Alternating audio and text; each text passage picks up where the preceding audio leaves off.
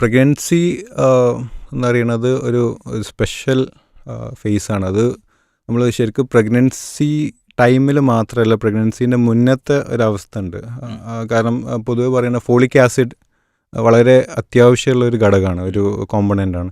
അത് ഒരു മാസം കൺസീവ് ആവണ ഒരു മാസം മുന്നേ തന്നെ ഫോളിക് ആസിഡ് എടുക്കണം എന്ന് പറയുന്നുണ്ട്. അത് എടുത്തിട്ടില്ലെങ്കിൽ പ്രഗ്നൻ്റ് ആവാൻ പോണ ലേഡി, സ്ത്രീ ഫോളിക് ആസിഡ് എടുത്തിട്ടില്ലെങ്കിൽ അവരുടെ കുട്ടികൾക്ക് അതിൻ്റേതായ പ്രയാസങ്ങളുണ്ടാവും. അവരുടെ കുട്ടികൾക്ക് ജനിച്ചു വരുന്ന കുട്ടിക്ക് കുറേ ന്യൂറൽ, അതായത് ബ്രെയിൻ സംബന്ധമായിട്ടുള്ള പ്രയാസങ്ങളുണ്ടാവും. അപ്പോൾ ഫോളിക് അവിടെ നിന്ന് തുടങ്ങും. ശരിക്കും നമ്മൾ പറഞ്ഞ പ്രഗ്നൻസി ചിലപ്പോൾ പ്രായോഗികമായിട്ട് വന്നോളുന്നില്ല, അധികം പ്രഗ്നൻസി സ്റ്റാർട്ട് ചെയ്തതിനു ശേഷമാണ് ഫോളിക് ആസിഡ് എല്ലാവരും കഴിക്കാറ്. അതെ, പക്ഷെ അത് ശരിക്കും ഇപ്പോൾ നമ്മളെ ഗൈഡ് ലൈൻസ് പറയുന്നത് കൺസീവ് ആവണ മുന്നേ തന്നെ ഒരു മാസം മുന്നേ തന്നെ ഫോളിക് ആസിഡ് എടുക്കണം എന്നാണ്. അപ്പോൾ അത് അങ്ങനെ ഒരു സംഭവമുണ്ട്. അത് കഴിഞ്ഞിട്ട് പിന്നെ പ്രഗ്നൻസി സമയത്ത് പൊതുവേ ഉണ്ടാവുന്ന ഒരു ഇൻഫെക്ഷനാണ് യൂറിനറി ട്രാക്ട് ഇൻഫെക്ഷൻ. അതായത് കിഡ്നി സംബന്ധമായിട്ടുള്ള അല്ലെങ്കിൽ മൂത്രത്തിൽ പഴുപ്പ് എന്ന് പറഞ്ഞ സംഭവം. അപ്പോൾ അവിടെ അത് കോമൺ ആണ്. അപ്പോൾ നമ്മളെന്താ വിചാരിക്കുക, സിംറ്റം ഇല്ല.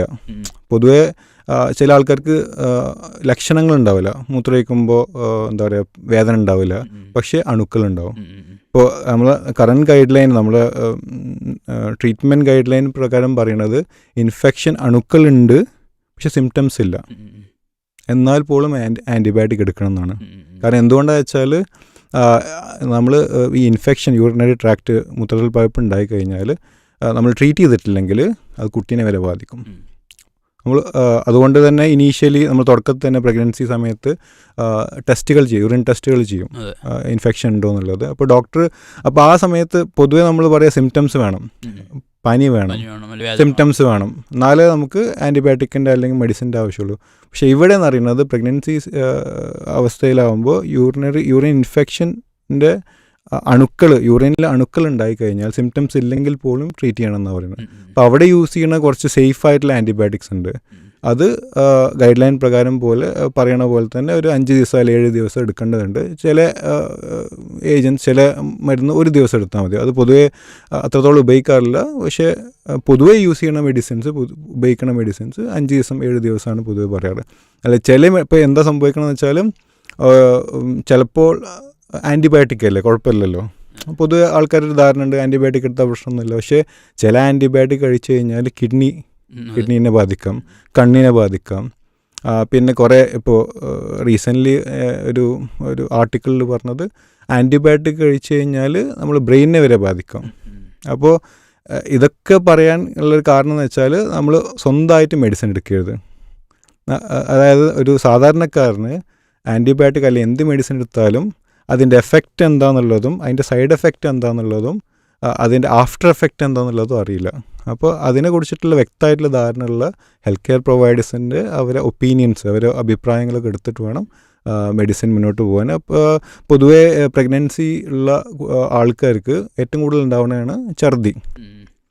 അപ്പോൾ അവിടെ പറയുന്നത് മെഡിസിൻ എടുക്കണേക്കാൾ കൂടുതൽ നമ്മൾ നോൺ ഫാർമക്കോളജിക്കൽ മെഡിസിൻ അല്ലാത്ത സ്ട്രാറ്റജീസ് ഫോളോ ചെയ്യുക എന്നുള്ളത്. അതിപ്പോൾ എന്താ പറയുക, ഭക്ഷണം ഡ്രൈ ആയിട്ടുള്ള ഭക്ഷണം കഴിക്കുക, പിന്നെ എന്താ പറയുക എരിവുള്ള ഭക്ഷണം ഒഴിവാക്കുക, പിന്നെ ചില ബിസ്ക്കറ്റുകൾ ഇപ്പോൾ അമേരിക്കൻ അക്കാഡമിയൊക്കെ പറയുന്ന ഒരു സാൾട്ട് ലൈൻ ക്രാക്കർ എന്ന് പറഞ്ഞിട്ട് നമ്മൾ കടിച്ചു കഴിഞ്ഞാൽ പൊടിയണ ടൈപ്പ് ബിസ്ക്കറ്റ് ഉണ്ട്, അതേപോലത്തെ ബിസ്ക്കറ്റ് കഴിക്കാം. അതായത് ഡ്രൈ ആയിട്ടുള്ള ബിസ്ക്കറ്റുകൾ, ഫുഡുകൾ കഴിക്കുക. നമ്മൾ ഈ ആൻറ്റിബയോട്ടിക്കിന് പുറമെ ഇപ്പോൾ ഡയബറ്റിക് ഉള്ള ഒരു പ്രഗ്നൻ്റ് വിമൺ ആണെങ്കിൽ അവർ ശ്രദ്ധിക്കേണ്ട, അല്ലെങ്കിൽ നല്ല തൈറോയിഡിന് മെഡിസിൻ കഴിക്കുന്നുണ്ടെങ്കിൽ, ഇങ്ങനെ മറ്റു അസുഖങ്ങൾക്ക് ഓൾറെഡി കഴിച്ചുകൊണ്ടിരിക്കുന്ന ആളുകളുണ്ടല്ലോ, അവരൊക്കെ ഈ പ്രഗ്നൻസി ടൈമിൽ എന്ത് ശ്രദ്ധിക്കാൻ വേണ്ടത്? ഓൾറെഡി അസുഖങ്ങൾ, ഈ ക്രോണിക് ഡിസീസസ് അല്ലെങ്കിൽ ജീവിതശൈലി രോഗങ്ങളുള്ള ആൾക്കാർ, ഇപ്പോൾ ഹൈപ്പോ തൈറോയിഡ്സ് ഉള്ള ആൾക്കാർ എന്തായാലും തൈറോയിഡിൻ്റെ മെഡിസിൻ കഴിക്കണം. അതായത് തൈറോയിഡ് കൂടുതലുള്ള ആൾക്കാരാണെങ്കിൽ അതിന് മെഡിസിൻ കഴിക്കണം. പക്ഷേ ഈ ഹൈപ്പർ തൈറോയിഡ് ഹോർമോൺ കൂടുതലുള്ള ആളാണെങ്കിൽ നമ്മളെ ഗൈഡ് ലൈൻ പറയുന്നത് അതിൽ ഏറ്റവും കൂടുതൽ യൂസ് ചെയ്യുന്ന മെഡിസിനാണ് മെത്തിമസോൾ, പിന്നെ പ്രൊപ്പൈൽ തയോഗ്രാസിൽ. ഫസ്റ്റ് ട്രൈമസ്റ്ററിൽ മെത്തിമസോൾ യൂസ് ചെയ്യാനേ പാടില്ല. ഫസ്റ്റ് ട്രൈമസ്റ്ററിൽ നോട്ട് റെക്കമെൻഡഡ്, ഒരിക്കലും കൊടുക്കാൻ പാടില്ല. അതിന് പകരം നമുക്ക് പ്രൊപ്പൈൽ തയോഗ്രാസിൽ എന്ന മെഡിസിൻ കഴിക്കാം. പിന്നെ എന്തുകൊണ്ട് മെത്തിമസോൾ കൊടുക്കാൻ പാടില്ല എന്ന് പറയുന്നത് വെച്ചാൽ അമേരിക്കൻ അമേരിക്കൻ ഈ ഒബ്സ്റ്റാട്രിക് അസോസിയേഷൻ പറയുന്നത് മെത്തിമസോളാണ് അല്ലെങ്കിൽ എൻഡോക്രൈനോളജിസ്റ്റ് പറയുന്നത് ഏറ്റവും ബെസ്റ്റ് ട്രീറ്റ്മെൻറ്റ് പ്രഗ്നൻസി എല്ലാ അവസ്ഥയിൽ മെത്തിമസോളാണ് ഫസ്റ്റ് ലൈൻ ട്രീറ്റ്മെൻറ്റ്, ഫസ്റ്റ് കൊടുക്കേണ്ട ട്രീറ്റ്മെൻറ്റ്.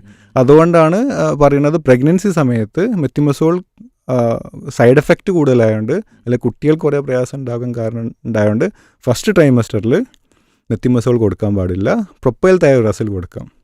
ഫസ്റ്റ് ട്രൈമസ്റ്റർ കഴിഞ്ഞതിന് ശേഷം നമുക്ക് മെത്തിമസോൾ കൊടുക്കാം. അപ്പോൾ സാധാരണക്കാരെ സംബന്ധിച്ചിടത്തോളം അപ്പം മരുന്ന് കഴിച്ചുകൊണ്ടിരിക്കുന്ന ആളുകളാണെന്നുണ്ടെങ്കിൽ, സ്ത്രീകളാണെന്നുണ്ടെങ്കിൽ അവർ പിന്നെ ചിലപ്പോൾ ഇപ്പോൾ ഗർഭിണിയാണെന്നില്ല, ഇപ്പോൾ 3 മാസം കഴിഞ്ഞിട്ടൊക്കെ അറിയുന്നവരുണ്ടാവും, അല്ലെങ്കിൽ 1.5 മാസം കഴിഞ്ഞിട്ട്. അപ്പോൾ അതൊന്ന് ഒരു ജാഗ്രത കൂടി വേണം.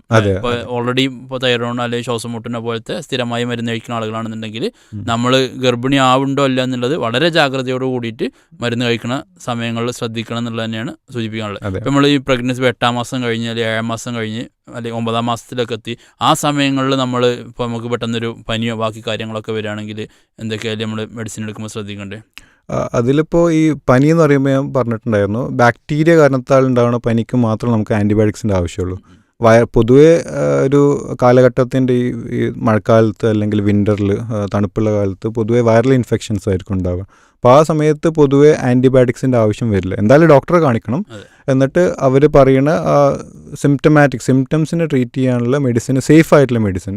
പിന്നെ പനി വരികയാണെങ്കിൽ നമുക്ക് മെഡിസിൻ ഇല്ലാത്ത ടെക്നിക്സുകളുണ്ട്. അതായത് നനച്ച് തുടക്കുക, പിന്നെ തലവേദന ഉണ്ടെങ്കിൽ അതിനുള്ള കൗണ്ടർ ഇറിറ്റൻറ്റ്, അതായത് നമ്മൾ ഉള്ളിലേക്ക് അബ്സോർപ്ഷന് നമ്മുടെ ബ്ലഡിലേക്ക് എത്താത്ത മെഡിസിൻസുകളുണ്ട്.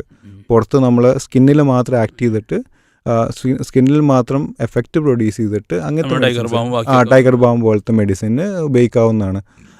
എന്തായാലും ചില കണ്ടീഷൻസ് ഇപ്പോൾ പറഞ്ഞ പോലെ തന്നെ മൂത്രത്തിൽ പഴുപ്പ് ഉണ്ടാകുമ്പോൾ നമുക്ക് ഡോക്ടറെ കാണിക്കണം, മെഡിസിൻ എടുക്കണം. ഇപ്പോൾ ലാസ്റ്റ് ട്രൈമസ്റ്ററിൽ ഇപ്പോൾ ഏത് പ്രഗ്നൻസി ഏത് ഫേസിലാണെങ്കിലും മെഡിസിൻ എടുക്കുമ്പോൾ ഡോക്ടറെ കാണിക്കണം, ഒരു ഗൈനക്കോളജിസ്റ്റിനെ കാണിക്കണം. പിന്നെ അവർ പ്രഗ്നൻ്റ് ആണെങ്കിൽ വേറെ ഡോക്ടറെ, ഇപ്പോൾ ഗൈനക്കോളജിസ്റ്റ് അല്ലാത്ത ഡോക്ടറെ കാണിക്കുകയാണെങ്കിൽ അവരോട് പറയണം പ്രഗ്നൻ്റ് ആണ് അല്ലെങ്കിൽ കൺസീവ് ചെയ്യാൻ പ്ലാൻ ഉണ്ട്.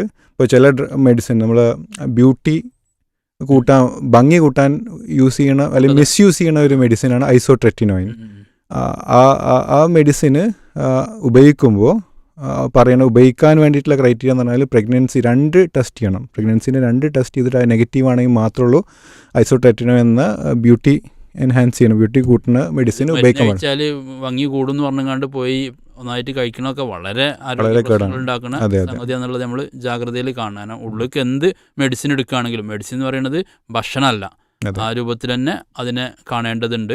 ഈ പറഞ്ഞ രൂപത്തിൽ പ്രഗ്നൻസി ടൈമിലാണെങ്കിൽ ഒന്നും കൂടി നമ്മൾ കൃത്യമായി അറിയണം. കാരണം നമ്മൾ പ്രഗ്നൻസി ടൈമിൽ ഒരുപാട് ഛർദി ഉണ്ടാവുമല്ലോ, അപ്പോൾ അതിന് നമ്മൾ മെഡിസിൻ എടുക്കുമ്പോൾ തന്നെ ഡോക്ടറെ അടുത്ത് കൺസൾട്ട് ചെയ്തിട്ട് മാത്രമല്ല എടുക്കാൻ പാടുള്ളൂ. അതെ, ഛർദി ഉണ്ടാവുമ്പോൾ ഛർദി വളരെ കോമൺ ആണ്.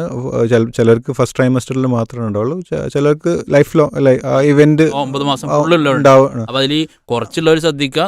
എല്ലാ ദിവസവും ഛർദിക്കണവരുണ്ട്, സ്ഥിരമായിട്ട് ഛർദിക്കണവരുണ്ട്. അപ്പോൾ ഉള്ളതിനനുസരിച്ച് പിന്നെ ട്രീറ്റ്മെൻറ്റ് ബാക്കി ഇത് ചെയ്തിട്ട് വേണം പോകാനെന്നുള്ളതാണ്.